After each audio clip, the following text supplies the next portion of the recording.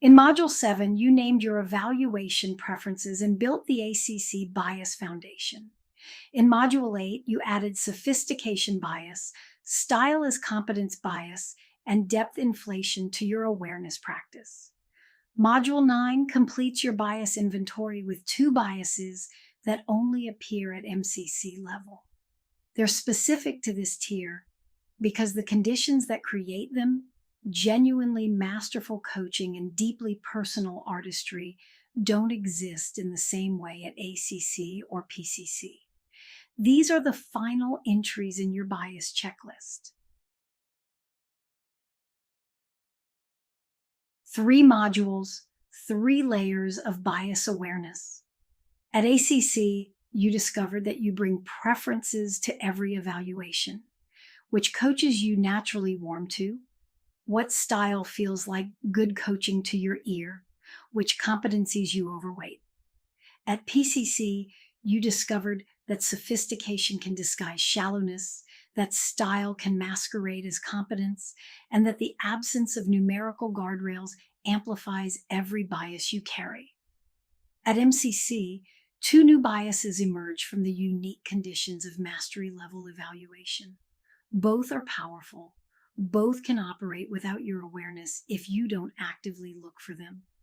And both directly affect the quality of your developmental feedback.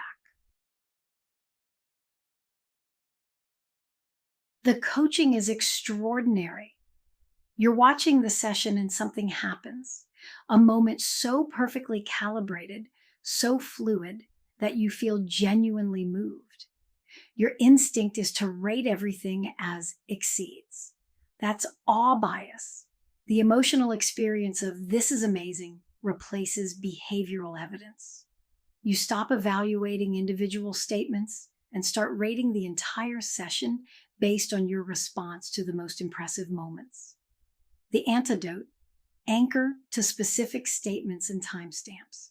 Even MCC coaches have moments at meets rather than exceeds, and meets at MCC is mastery level coaching. It's not a criticism. It's a precise, evidence-based rating that honors the coaching accurately. If you're an experienced coach or aspiring to MCC yourself, you carry a mental model of what mastery looks like.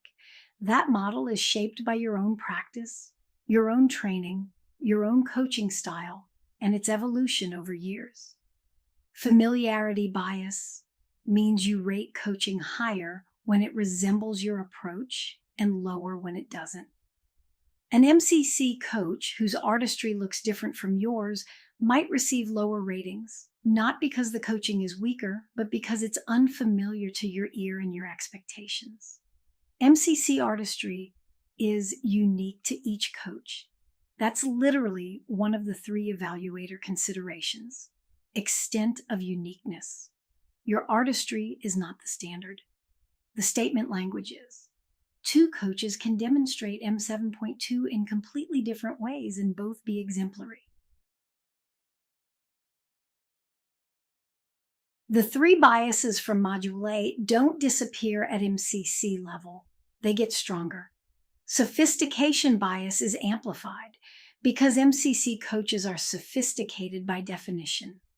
The polish is expected, which means polish alone tells you nothing about actual competency.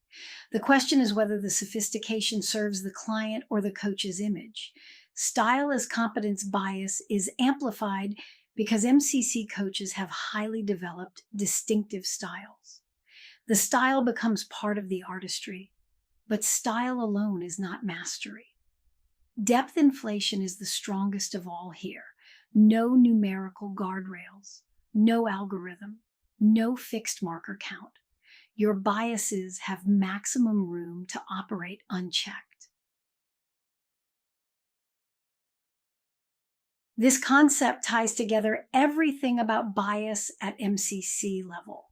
No algorithm, no numerical threshold, no fixed count of markers that must be demonstrated to pass. The pass-fail determination is professional judgment. Your professional judgment alone when you're mentoring a candidate. That means every bias you carry operates with maximum influence. There's no arithmetic to override your impression, no threshold to force a reconsideration. This is why bias awareness at MCC is not optional. It's the primary quality control mechanism before you calibrate with peers. Without active bias management, your evaluations reflect your preferences disguised as professional judgment. The performance evaluation uses majority consensus specifically because individual MCC evaluation is inherently subjective. Multiple assessors, each bringing their own calibrated professional judgment, arrive at a determination that no single evaluator could make with the same reliability alone. In your mentor coaching practice, you don't have that safeguard. You're the sole evaluator of the recording your client brings to the session. There's no second opinion built into the process. The sync sessions are your equivalent of the assessor panel. Calibration with peers, reviewing the same recording, comparing ratings, discussing where you diverge and why, is how you build the reliability that the formal assessment gets from multiple independent assessors. 4 concrete practices for managing bias at MCC level. First, anchor every rating to specific statement language and a timestamp. Not "this felt like exceeds," but at 7:40, the coach's response demonstrated M6.1 at exceeds because the nuances they reflected included language, emotion, and a shift in energy the client hadn't named. Second, separate your emotional response from your behavioral assessment. Note the feeling as data, then find the evidence independently. Third, ask, would I rate this the same if a coach with a completely different style demonstrated the same behavior? Fourth, when in doubt, rate meets its mastery. Reserve exceeds for moments with clear behavioral evidence of exemplary artistry. When you notice awe bias activating, and you will notice it because MCC coaching is genuinely impressive, here's the reset move. Stop. Return to the form. Find the specific moment that created the awe. Name the behavioral statement it demonstrates. Rate that specific statement based on evidence, not on your emotional response to it. The emotional response tells you something real happened in the coaching. It's data about the quality of the moment.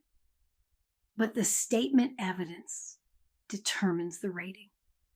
Practicing this reset in the exercise below, catching the awe, pausing, anchoring to evidence, builds the self-management muscle you'll rely on in every MCC evaluation. Your bias checklist is complete across 3 credentialing levels: ACC, preference bias, halo and horn effects; PCC, sophistication, style as competence, depth inflation; MCC, awe bias and familiarity bias. Every level of evaluation requires a higher level of self-awareness from the evaluator. The pattern is deliberate. As the coaching becomes more advanced and the assessment becomes more subjective, your self-management becomes more critical to evaluation quality. The sync sessions give you calibration reps with peers. Complete the evaluation exercise below with these biases in mind. In your reflection, name the bias you noticed operating and how it affected your ratings. That self-awareness is the foundation for every reliable MCC evaluation you'll conduct.